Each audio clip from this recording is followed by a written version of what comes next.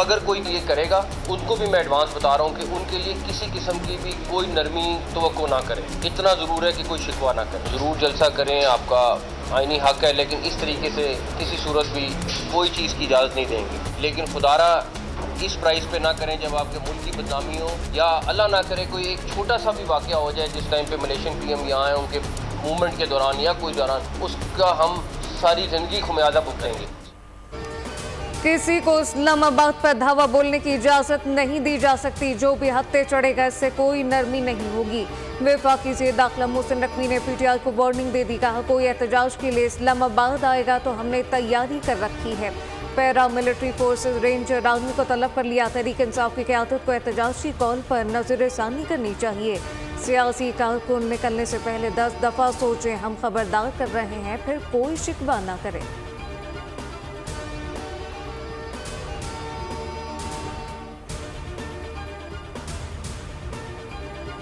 खान साहब को ये बात पता है कि क्योंकि मुल्क पटरी पे चढ़ रहा है, डायरेक्शन सीधी हो गई है, लाशों के ढेर गिराने की तैयारी है। PTI के अंदर प्लानिंग PTI के अंदर हो चुकी है कि बंदे मार रहे हैं, बंदों की लाशें गिरानी है, उस पर सियासत करनी है। आप पंजाबी और पठान की लड़ाई कराना की बातें कर, सियासत करनी है और बदमाशी और गुंडागर्दी की सियासत करनी है, तो फिर देख लेते हैं कि सियासी फतह किसकी होती है और दफन कौन होती है। PTI वाले तसादुम लाशें चाहते हैं, इसलिए डी चौंकाएंगे। बानी PTI पहले खुद को ज़हनी गुलामी से आज़ाद कर लें। बुज़दिली ये है कि आप गरीबों को मरवाने के लिए एहतजाज कर रहे हैं। बानी PTI अपनी सियासत के ताबूत में आखिरी कील ठोक रहे हैं। सेनेटर फैसल वाडा की न्यूज़ कॉन्फ्रेंस का हाल यमीन गंडापुर अमन अमान के लिए ख़तरा है। मुल्क में आइन और कानून की धज्जियाँ उड़ाई जा रही हैं। अदलिया मामलात का नोटिस ले दावा किया 21 अक्टूबर तक 26वीं आइनी तरमीम मंजूर हो जाएगी।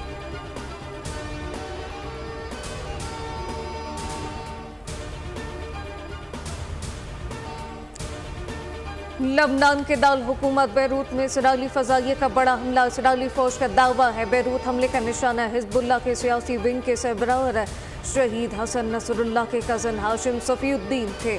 हिज़्बुल्लाह ने ताहल इसराइली दावों की तस्दीक या तरदीद नहीं की। हिज़्बुल्लाह रहनुमा हाशिम सफ़ीउद्दीन हिज़्बुल्लाह के मुतवक्किल सरबराह इसराइली हुकाम ने दावा किया। हिज़्बुल्लाह के लिए हथियार तैयार करने वाले रहनुमा मोहम्मद यूसुफ अनीसी को भी शहीद कर दिया। लबनान की मज़ामती तंजीम हिज़्बुल्लाह ने झड़पों में इसराइल के 20 फ़ौजी हलाक करने का दावा किया। कहा, सरहदी कस्बे में दरअंदाजी की कोशिश करने वाले इसराइली फ़ौजियों को बम का निशाना बनाया। इसराइल की एक फ़ौजी हलाक होने की तस्दीक।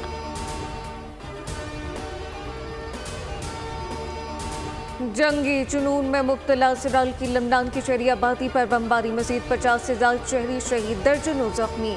इसराइल ने 3 दिन में 97 से ज़्यादा इमदादी कारकुनान और फायर फाइटर को शहीद किया। मशरिक़ लबनान में कई इमारतें मलबे का ढेर बन गई। इसराइली हमलों में शहीद लबनानियों की तादाद 1974 हो गई। 127 बच्चे लुकमाचल बने। सरहद पर ताज़ा झड़पों में 2 लबनानी फ़ौजी शहीद और 2 इसराइली फ़ौजी मारे गए। अमरीकी सदर बाइडन ने ईरान पर इसराइल के मुमकिन जवाबी हमलों का इशारा दे दिया। अमरीकी सदर ने कहा, ईरानी तनसीबात पर हमलों से मुतालिक बातचीत हो रही है। जो बाइडन का कहना था हमला छोटा होगा, इसराइल को हमले की इजाज़त नहीं, मशवरा देते हैं। किसी भी इसराइली हमले का गैर रिवायती जवाब मिलेगा। ईरान के सब्र का पैमाना लबरेज हो गया। कतर के जरिए अमरीका को पैगाम भिजवा दिया। अब इसराइली इंफ्रास्ट्रक्चर को निशाना बनाया जाएगा। सऊदी अरब के ईरान से अख्तिलाफात भुलाकर आगे बढ़ने का आज़म। ईरानी सदर से मुलाकात में सऊदी वज़ीर ख़ारजा फैसल बिन फरहान ने कहा कि इख्तिलाफात के बाब को मुस्तकिल बंद करके बिरादर मुल्कों की तरफ ताल्लुकात बढ़ाना चाहते हैं। ईरानी सदर ने कहा, सऊदी अरब को अपना भाई समझते हैं।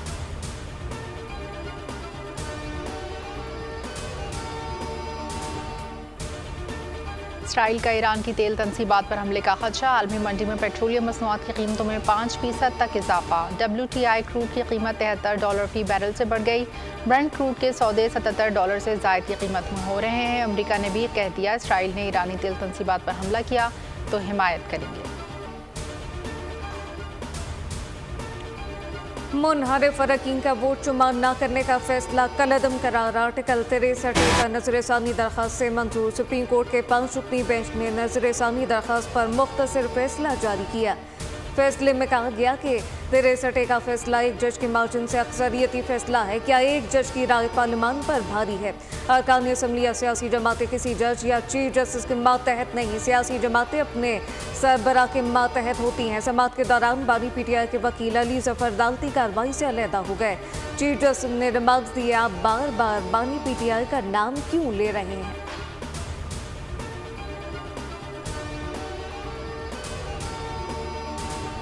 यकीनी तौर पे ये फैसला हमारे मुताबिक वो बेंच करेगा जो कानून के मुताबिक नहीं तश्कील दिया गया। एक बेंच जो कि गैर कानूनी आइन के मुताबिक और कानून के मुताबिक कॉन्स्टिट्यूट नहीं हुआ उसमें हम हिस्सा नहीं लेंगे। जब तक कि सुप्रीम कोर्ट ऑफ पाकिस्तान ये फैसला ना करे बेंच जो है वो वैलिड है, वो जायज़ है, वो कानूनी है या नहीं है। नजरसानी केस का फैसला वो बेंच करेगा जो आईनी तरीके से बनाया जाएगा। मामला यहाँ ख़त्म नहीं होगा, अपील दायर करेंगे। बैरिस्टर अली जफर की मीडिया से गुफ्तगू का, हमारे मुताबिक 5 रुकनी बेंच का फैसला काबिल अमल नहीं। तहरीक इंसाफ ने सुप्रीम कोर्ट में दरख्वास्त दायर कर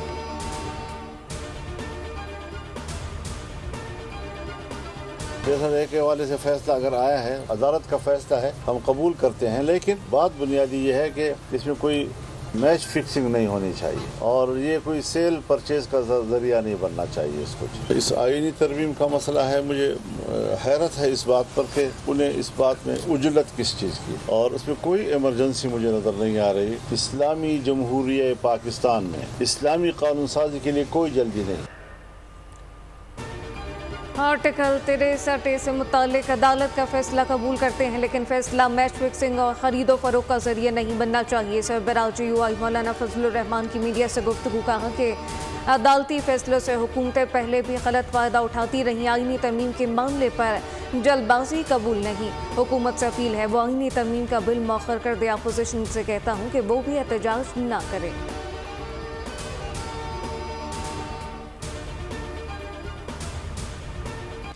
सदर मुमलिकत आसिफ जरदारी ने मलेशिया के वज़ीर आज़म अनवर इब्राहिम को निशान पाकिस्तान से नवाज दिया। अनवर इब्राहिम को निशान पाकिस्तान देने की तकरीब ऐवान सदर इस्लामाबाद में मुनाक़िद।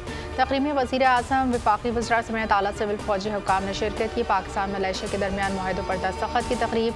अहम शोबों में ताउन, हलाल मसनूआत की प्रोसेसिंग में ताउन बढ़ाने पर इत्तेफाक। वज़ीर आज़म शहबाज शरीफ ने कहा, मलेशियन वज़ीर आज़म ने कहा, पाकिस्तान हमारा बाएतमाद बरादर मुल्क है।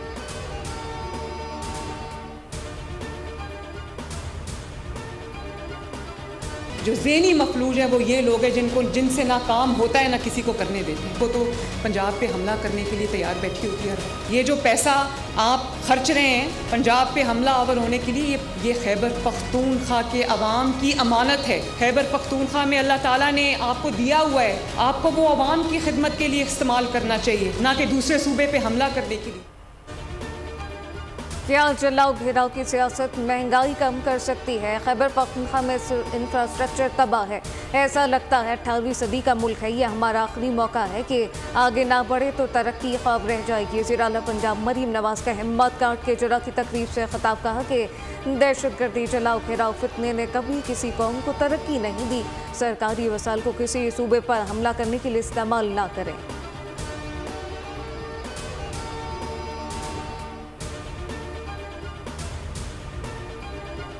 मिडल ईस्ट में जो इजराइल का इंपीरियलिस्ट, कॉलोनियल, एक्सपेंशनिस्ट एजेंडा है, जिस पे इन्होंने मुसलमानों का जेनोसाइड की सूरत में और मुसलमानों की सरजमीन को कब्जा करने की सूरत में एक नया मुहिम अक्टूबर 7 से शुरू किया। इस पूरी साजिश में मुसलमानों को और ख़ास तौर गजा के मुसलमानों को डीह्यूमनाइज किया गया, इनका कत्लेआम को जस्टिफाई किया गया। International laws, United Nations conventions, इंसानी हकूक का कोई परवाह नहीं।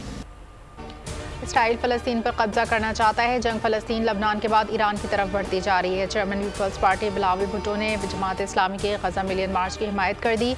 हाफिज़ नईम के हमरा न्यूज़ कॉन्फ्रेंस में कहा, सियासी क़यादत को ईरान में शहीद किया गया। हाफिज़ नईम रहमान बोले, इंसानियत के कत्लेआम पर दुनिया को तवज्जो मरकूज़ करनी चाहिए। 7 अक्टूबर को गजा के अवाम के लिए बाहर निकले। हाफिज़ नईम रहमान के सरबराह अवाम पाकिस्तान पार्टी शाहिद खान अब्बासी से मुलाकात, एहतजाज में शिरकत की दावत। मीडिया से गुफ्तगू में कहा, मुलाकात का मकसद गजा की सूरत हाल का जायज़ा लेना था।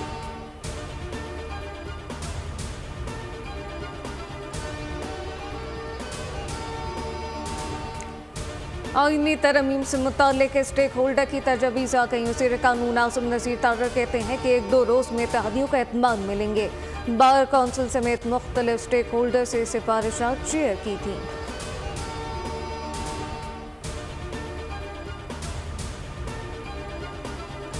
हम मुसलमान को इल्म हासिल करना चाहिए कि किस तरीके से हम सोशल मीडिया को इस्तेमाल कर सके हमारे दीन को फैलाने के लिए। तो हमें इस सोशल मीडिया का इस्तेमाल करना चाहिए ताकि हम हमारे दीन का पैगाम फैला सकें। सोशल मीडिया ख़राब नहीं, इन चीज़ों का गलत इस्तेमाल हराम है। मजहबी स्कॉलर डॉक्टर जाकिर नाइक का गवर्नर हाउस में तकरीब से खिताब। दीन को फैलाने के लिए मुसलमान सोशल मीडिया का इस्तेमाल करें, आर्टिफिशियल इंटेलिजेंस पर तहकीक करें। दीन को फैलाने के लिए मसनूई ज़हानत अहम किरदार अदा कर सकता है।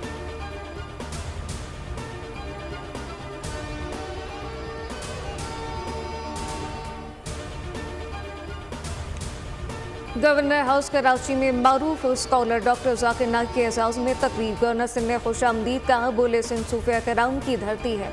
हम दोस्ती और भाईचारे का पैगाम भारत को देना चाहते हैं, भारत को बताना चाहते हैं। आप का पैगाम देने वालों को निकाल देते हैं।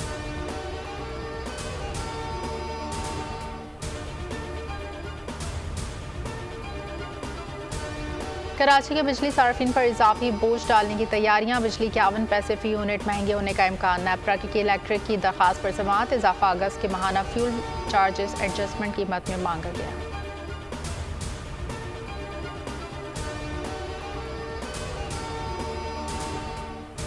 इस पूरे 20 साल के अरसे में क्या ऐसी कारनामे अंजाम दिए कि उसको मजीद केयर टेकर गवर्नमेंट ने, जो पिछली केयर टेकर गवर्नमेंट थी, उसने एक्सटेंशन दिया है। पिछली केयर टेकर गवर्नमेंट ने के इलेक्ट्रिक के साथ वो मुआहदे की एक्सटेंशन करके इस शहर में रहने वाले लोगों के साथ मजाक किया है, इस शहर में रहने वाले लोगों के साथ जुल्म किया। नेपरा ने कभी के इलेक्ट्रिक की कोई दरखास्त मुस्तरद की ही नहीं। के इलेक्ट्रिक ने रियासत के अंदर रियासत बना ली है। के इलेक्ट्रिक मुंह जोर इदारा है। इनके मेंबर कौमी असम्बली हसन साबरी की मीडिया से गुफ्तगू बोले कि के इलेक्ट्रिक जब से बनी है ऐसे क्या इकदाम किए जिसकी वजह से केयर टेकर हुकूमत ने मुआहदा किया। हुकूमत ने मुआहदे करके लोगों के साथ ज्यादती की है। नेपरा ने कभी भी के इलेक्ट्रिक की किसी भी दरख्वास्त को रद्द नहीं किया।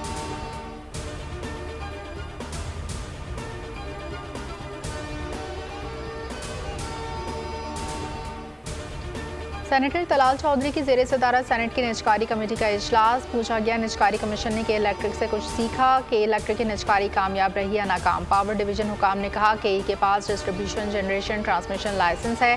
तलाल चौधरी ने कहा, इसका मतलब कि इलेक्ट्रिक की निजकारी दुरुस्त नहीं। कमेटी ने के इलेक्ट्रिक की निजकारी के अमल की तफसीलात तलब कर ली।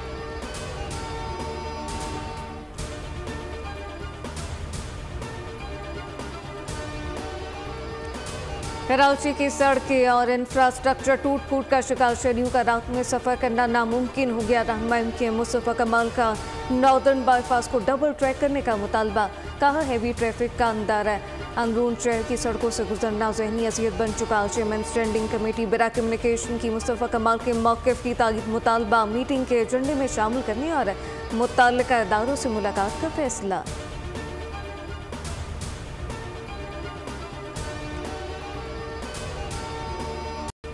कोयटा बरौरी रोड पर बारातियों की बस खाई में जा गिरी। हादसे में 7 बाराती जाँ बहक, 55 जख्मी। रेस्क्यू ज़राए के मुताबिक सूबाई वज़ीर सेहत बख्त मोहम्मद काकड़ ने अस्पतालों में इमरजेंसी नाफिज कर दी। जख्मियों को बर वक्त बेहतर तिब्बी सहूलियात की फराहमी के अहकाम। तर्जुमान सिविल अस्पताल के मुताबिक 42 जख्मी ट्रामा सेंटर, 13 BMC में ज़ेर इलाज है।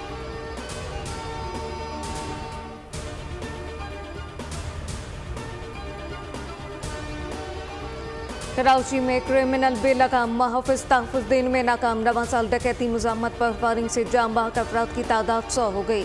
गुज़िश्ता रोज़ सुरजानी में तनख्वाह लेकर घर जाने वाले भाइयों पर मुज़ाहमत के दौरान फायरिंग। एक जाम बहक, दूसरा ज़ख्मी मुल्ज़िमान 80,000 रुपये लूट कर फरार हो गए। मुल्क भर में डेंगू वायरस से मुतासर अफराद की तादाद में इजाफा। सिंध में 24 घंटों में डेंगू के 18 केसेस रिपोर्ट, 14 केसेस कराची में रिपोर्ट। पंजाब में 24 घंटों के दौरान 152 अफराद वायरस से मुतासर। तिब्बी माहिरीन ने शहरियों से एहतियात बरतने की हिदायत कर दी।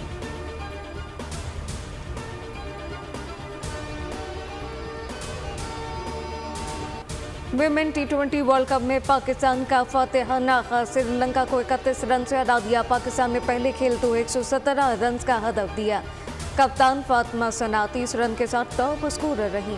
हदफ के ताकुब में श्रीलंकन टीम 9 विकेट पर 85 रन बना सकी। सादिया इकबाल ने 3, उमैमा सुहेल, फातिमा सना और नशरा ने 2-2 विकेटें ली।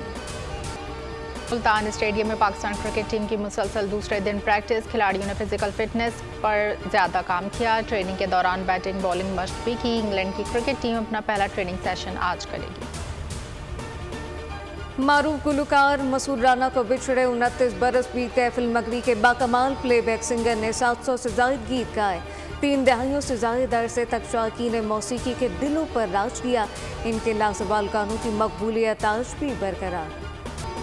और अनोखी शादी का मंतकी अंजाम क्या होगा? बोल कहानी की सीरीज तनख्वाह देखिए आज रात 8 बजे बोल एंटरटेनमेंट पर।